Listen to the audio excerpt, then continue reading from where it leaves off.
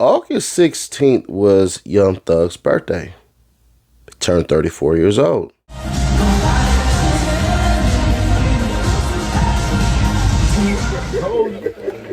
He was Randy's?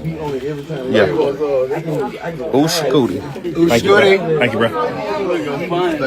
Man, thank you, my brother. Look at that glitter. Open up for me, my brother. Don't do anything without shine. Man, presentation. Man, just wallet type shit. I mean, Wallet type shit. Man, thank you, my brother. Love you, bro. Know that. Come right back.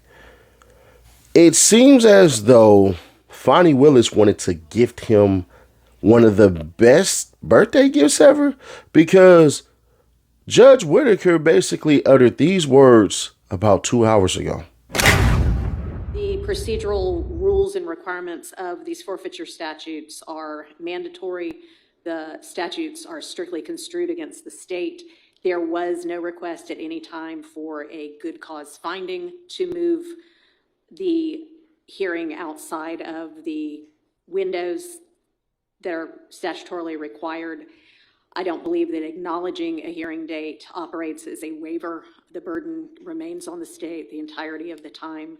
And like I say, there was never any kind of request to the court to find a good cause based upon the hearing date being set for when it was. And I think that the court has no option under the case law and under the statutes but to grant this dismissal. So the dismissal is granted. Now, caution and warning, the audio is kind of staticky. You haven't heard that phrase before, right? The audio is kind of staticky, so it goes up and it goes down. So there's that, because I know y'all gonna want to step back into that courtroom one last time. It seems that's going to be the theme of the week, one last time. So with no further ado, beam us to the courtroom, please. If the court, I did not cite this, I didn't do it on purpose, I just found it. That's fine. I don't have that case. So if you'll just give me the site, I'll pull it up on Lexis. Okay. It is Rice 246 Georgia Appeal, 414, 541 Southeast 2D 58 2000. Any questions? Sure.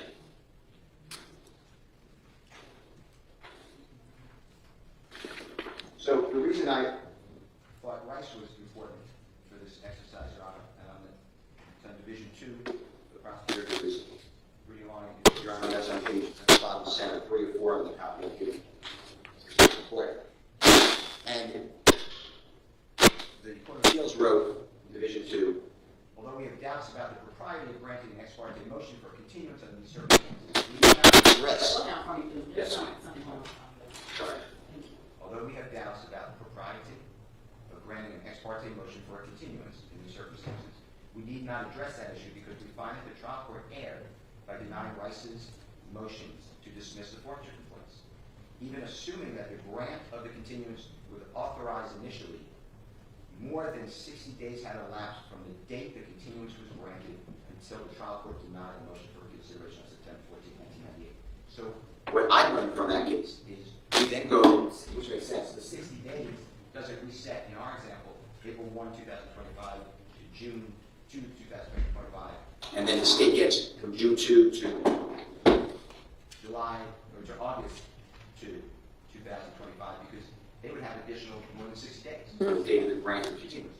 So this really, that's what I thought, this case really helped, that we do it from the date the continuance was granted. Well, the continuance that Your Honor was granted was on April 22, 2025. So if that's true, now we have April to May and May to June. So by June 23rd, 2025, more than 60 days have passed. That's June 23rd. The state did nothing in that period of time. I'm announcing to the court I'm available. The state is silent. It is their duty. It is not the court's duty. It is not Mr. Williams' duty. Nothing happens, and then the court's next statement about scheduling is the next day. It just happened to be June 24, 2025. That's 62 days after April 22, 2025. That sets a schedule for August 18th. So we went, the state is now asking the court to ignore the fact that I did not move for continuance on behalf of Mr. Williams or Clement. I sent in what I'm required to do. I uploaded an amendment to it saying I can be ready. The state is silent. Mr. Williams goes from April 1 all the way till June 2 without a trial. It's not the court. That is the state of Georgia. Mr. Williams should know. Clement should know. If you want to, not you, but if the court finds that, hey, there was good cause, this is what I'm finding, my April 22, 2025 order is in place, it's within the first 60 days from the lifting of the stay, I'm not conceding that, but okay, even if that, go under that scenario, then 60 days would end on June 23rd, 2025 without any word from the state that 60 days is going by without a hearing. And I'm making myself available. I put that in writing. I can be there. So I think the state is in. I just figure out. Now, let's just say, I'm not saying it's true, but let's just say the court finds that that stay is irrelevant. Boy, you didn't get noticed, so we're not doing the stay. Mr. Williams still wins. Then what happened was, according to the records, the last person accused in the case related to related to this case, the civil forfeiture case, the immigrant forfeiture case, was stayed by the former, the first judge on the case until the last person resolved the case. So that would be on June 10th. That's an automatic, everyone's on notice, that's what the order says, the stay is over. 60 days starts right then. Well, 60 days starts from June 10th, which is we take the next day, June 11th, for the order's count. It's on the next day. So I counted this, and that would run on the 12th day of August, I think it's the 11th, but I'll say the 12th day of August of 2025. The court entered an order on June 24, 2025, so that's after Mr. Eppinger, EPPEN, GER, resolved his case, but set it for outside the 60 days from June 11th, and the state is silent. And under Roundsville, I would be violating the law by alerting the court. But what I do, your court asks, are you available the weeks of July 21, 2025 or July 28, 2025? That's within the 60 days. I don't know about the state at the time. So I'm thinking, the state must have alerted somebody. That's fine. And I write back, yes, I'm available both weeks. And just let us know. The state said they need more than a day, they need a day and a half, and then it gets scheduled out. There's no mention of anywhere in any of these orders for good cause shown. There's zero mention of it. The court would have to do it on its own. This honorable court would have to say that regardless of the fact that the state did not do its job on getting the court aware of the 60-day limit, and instead of putting it on claimant, which it can't do, then somehow the court says, the court's taking the position that it was for good cause. It's never written anywhere. That would be the first time anybody had said this is for good cause. This is not on the state, and I'm not blaming the prosecutor. I'm confident as reason for this, that the prosecutor has to seek a for it's not the case with the 60 days. That did not happen. Your Honor.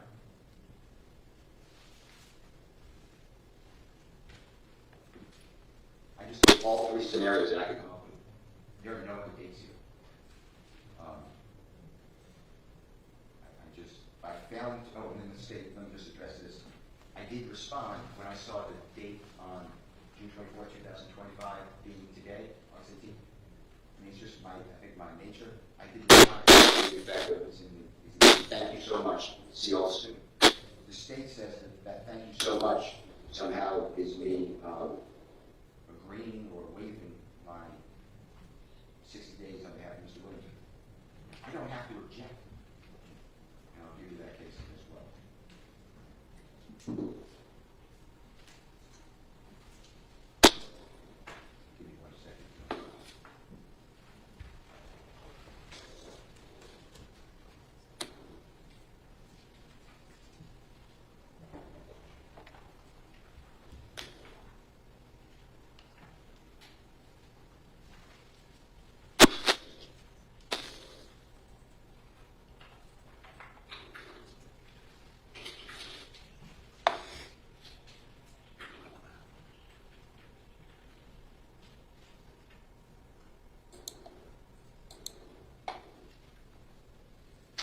forfeiture statute requires the state to timely initiate a forfeiture action to seize property. That's runs afield. The state failed to schedule the trial date or request a continuance within the second 60-day period following the filing of the complaint. That's also runs afield. But I have the exact case, Your Honor. In 1 second, I'll get it.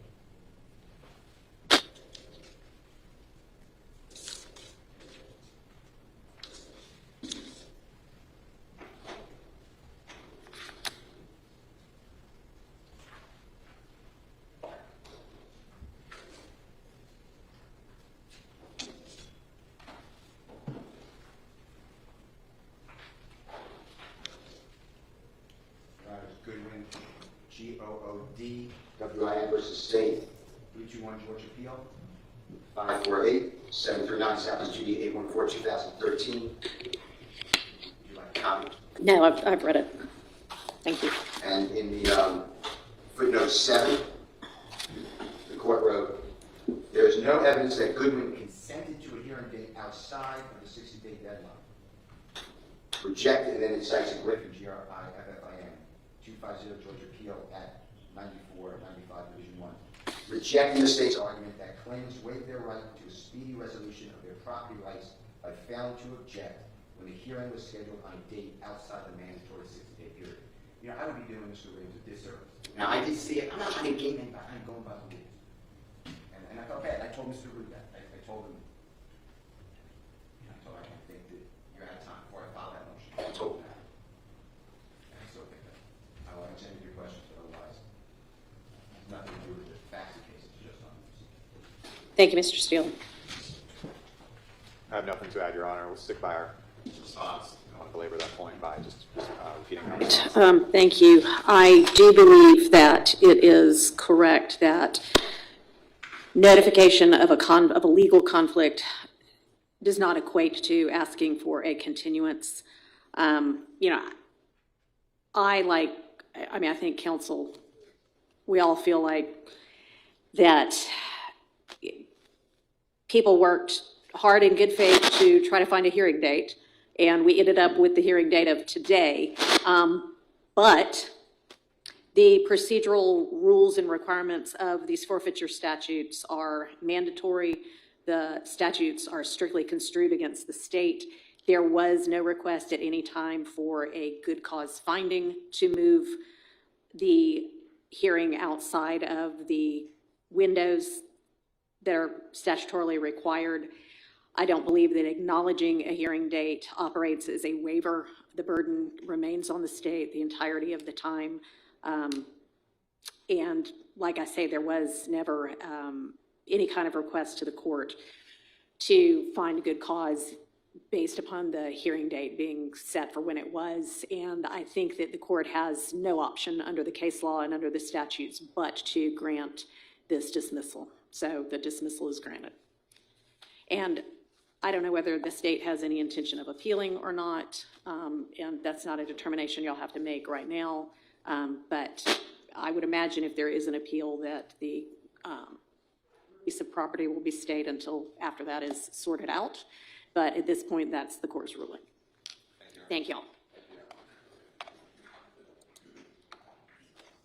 What happened, Captain? Well, basically, the state wanted to file an extension and all this stuff and everything like that and blah, blah, blah. They had to talk to Steele. Steele was being courteous and being nice, and the state decided to say, you know what, we're just going to say we're going to do that, and we're not going to file the paperwork. Brian Steele, being the shark and being sharp as he is, especially the individuals he's surrounded by himself. Shout out to the big brother, Keith Adams. Good to see you in there, man. Yeah, they put another BTA, and seems like Fonnie Willis, she must not be good at paperwork again because they had to give up all of this. Oh, Fonnie, happy birthday, $149,426.00 U.S. currency, 2022 Chevrolet Corvette, 2022 Porsche 911, 2021 Mercedes-Benz GLS Maybach white 2021 Mercedes-Benz AMG GT, gray 2021 Mercedes-Benz AMG GT, 2021 Jeep Grand Cherokee, 2021 Dodge Durango, 2018 Lamborghini Aventador, and what else we got? 2015 Can-Am Spider. Spider. Thank you, Auntie Fanny, for giving his stuff back. Now, if you're wondering about the watch, I know what y'all thinking. I know exactly what y'all thinking, bruh. The cars, the money, and all that stuff. What about the watch? I have my theories on what happened with that watch, and it's not favorable for Young Thug's side at all. So there's that. But it is what it is. Shout out to Young Thug and his whole entire team, bro. Had the dream team in there. And part of me does wish that Young Thug would have stayed the course and went and finished the whole entire thing. We'd probably be done with the trial like now. You know what I'm saying? But to be fair to Young Thug, and I'm just going to be honest, bro, make your decision and live with it. You can't go back in time and repair things. The only thing you can do is build for today. And damn it, put out some damn songs. I am hoping and praying and all of these things that this man is not afraid when he comes out with his music.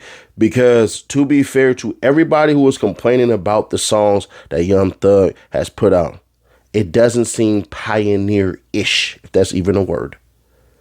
So, with all that being said, man, shout out. I know y'all think, oh, man, Seti Nash, you done turned on Young Thug. It's not that. I just don't see how you can be forgiving of a man who literally was the driver when somebody happened to get killed. But basically to inflict murder or shooting or harming somebody with somebody who is a part of your crew, a.k.a. Lil Baby. I don't see how you could forgive them. Hell, I don't see how Lucci could forgive anybody. His mama got shot in this so-called war. So if everybody's willing to forgive all that and get to making money and all these things, and you recorded a song with Lucci, I just don't understand how it is that you're walking free, granted with restrictions, but it seems like those restrictions are needed. Nonetheless, your man that you disrespected, Doug Fresh, aka Doug Weinstein, basically said on this interview with Loon with the It's Up There podcast that I can explain the gang charges. I can explain that away. I can tell him exactly why he signed this deal and everything of that nature. So to me, if y'all disagree, then y'all disagree. And I can say 100%, hey, if Thug don't want to rock with Gunna, that's his prerogative, that's his choice. I'm still going to slap Young Thug's music, past, present, and soon to be old in a couple of years. I can say that, but I still can have a difference of opinion on how he's acting based off of the actions that he's done. Now, with all that being said, bruh, that don't matter, man. Enjoy and celebrate your life. You got your $150K in cash. You got your cars back. You got everything. I'm going to be fair, man. I just hope Buddy gets back to putting out music, leave the tweeting alone, leave all the dissing and stuff alone. But if he decides he doesn't want to, that's on him. We'll discuss it here and basically say what we feel and everything like that. But it doesn't matter because at the end of the day, it's his choice. Whether he rocks with certain individuals, and I don't even know why other individuals are calling people snitches, because you told 100% on people. You put it on paper, people's names, and got people locked up. So I don't even understand how somebody could call somebody a snitch who Thug ain't even rocking with you either. But it is what it is. You got real paperwork and got real people locked up. Yak got nobody locked up. Ask the question of who did time for Yak? Nobody. So I'm just curious how somebody can sit up there and say all of these disrespectful things, but you literally told and got Shell Kill locked up. Don't worry about it, bro. I'm not going to interview Shell Kill and all that stuff and have him expose all of that stuff. The paperwork already did it. Reddit already did it. I just don't understand. But Thug ain't rocking with you either because you one of the worst ones. You actually told on the ops. Crazy spaces we in these days. But hey, I'll catch y'all in the next one. We're going to drop that Young Dolph video as soon as we can. Hopefully, we get done. I am going to make a prediction. Govan Hernandez, not guilty. But we'll check out the thoughts on the first day. I'll catch y'all in the next one. Oh, by the way, right here, y'all can win those right now if you subscribe, got the bells notified, and you're commenting on everything and hitting that like button. It's just that simple. I will catch y'all in a couple hours.